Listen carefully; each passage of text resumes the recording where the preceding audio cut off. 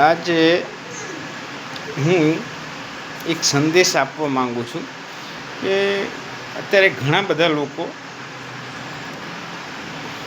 તમે જોજો આપણે સોશિયલ મીડિયામાં રોજ હોય કે દાદાગીરી કરતા હોય કે પછી ગુંડાગર્દી કરતા હોય, કોઈને અમુક લૂંટતા હોય, અમુક ચોરી કરતા હોય કે બીજા કોઈ પણ બીજા અમુક શહેરોમાં તો એવું પણ થતું હોય કે જે લારી ગલ્લાવાળાના પૈસા પણ ઉઘરાવતા હોય, એ ઊભું રાખવાના પૈસા લેતા હોય, બરાબર. તો એ લોકોના સંદેશ છે કે અત્યારે હાલ આપણે જોઈ રહ્યા છીએ કે સોશિયલ મીડિયામાં કે મહિપતસિંહ ચૌહાણ નામના એક વ્યક્તિ છે, તો એમને બીજાના ઉપર દયા દેખાડી પોતાના બીજાના કામ કરી કઈ રીતે એમની નામના વધારી હે ને, તો એવી રીતે આગળ જઈ શકાય.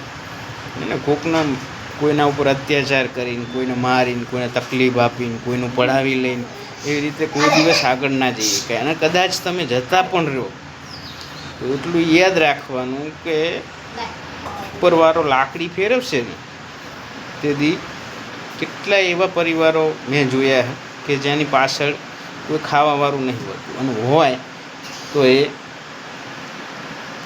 દવાખાનામાં હોય અથવા તો કોઈ પણ એવી બીમારી હોય હે ને, કે પૈસા કામ ના આવે એવું હોય, તો આવા બધા પ્રોબ્લેમમાં એ ઉપરવાળો આપો ને, એ કંઈ લાકડી લઈને તમને મારવા નહીં આવે, એ એવી રીતે મારશે કે તમને ખબર નહીં પડે. તો આ સીધી અને સાદી અને સરળ ભાષા કે બધા સાથે શાંતિથી રહો, કોઈના હૃદયની કોઈને તકલીફ ના આપશો, કોઈના મનની વાત સમજો. હા, તમે તકલીફમાં હોય તો મહેનત કરો, આગળ જાઓ. કોઈને તકલીફ આપીને, કોઈનું પડાવી લઈને, એ ચોરી કરીને કે રીતે આપણે આગળ જઈ શકશું નહીં, અને જશો કોઈનું પડાવીને, કોઈને દુઃખી કરીને, એનું પરિણામ સારું નહીં આવે. એટલે ધ્યાન રાખજો. બધાને કહી દઉં કે અત્યારે ઘણી જગ્યાએ સોશિયલ મીડિયામાં આવું બધું જોવા મળે. ચાલતા અમુક લોકો મર્ડર કરી નાખતા હોય. એક મેં આજે જ વિડીયો જોયો કે રેલમાં એક છોકરાનું 18-20 વર્ષના છોકરાનું ખાલી સામાન્ય બાબતમાં મર્ડર થઈ ગયું.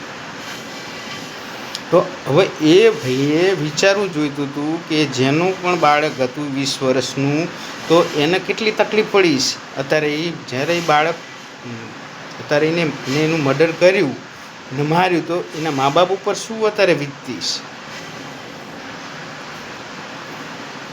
તો પહેલાં ગમે તે આપણે કામ કરતાં પહેલાં વિચારો કે એક થોડીક બાબતમાં એને એવું જ કીધું હતું કે વરસાદ આવે તો બારી બંધ કરી દો.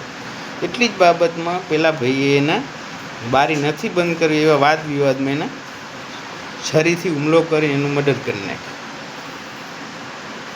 તો કર્મનું ફળ કોઈ દિવસ કોઈને છોડતું નથી, એટલે બહુ વધારે મોટા થવામાં મજા નથી. અને રાવણ બળ કરીને વધ્યો તો એનું શું પરિણામ આવ્યું હતું બધાને ખબર નહીં, બરાબર. એટલે આટલું અત્યારે આપણે ખાસ કહેવા માગું છું. તો આ ફેસબુક અને યુટ્યુબના માધ્યમથી તમને જો વાત ગમી હોય, સારી લાગી હોય, સાચું લાગ્યું હોય તો લાઈક કરો, કોમેન્ટ કરો, સબસ્ક્રાઈબ કરો, ફોલો કરો. Thank you.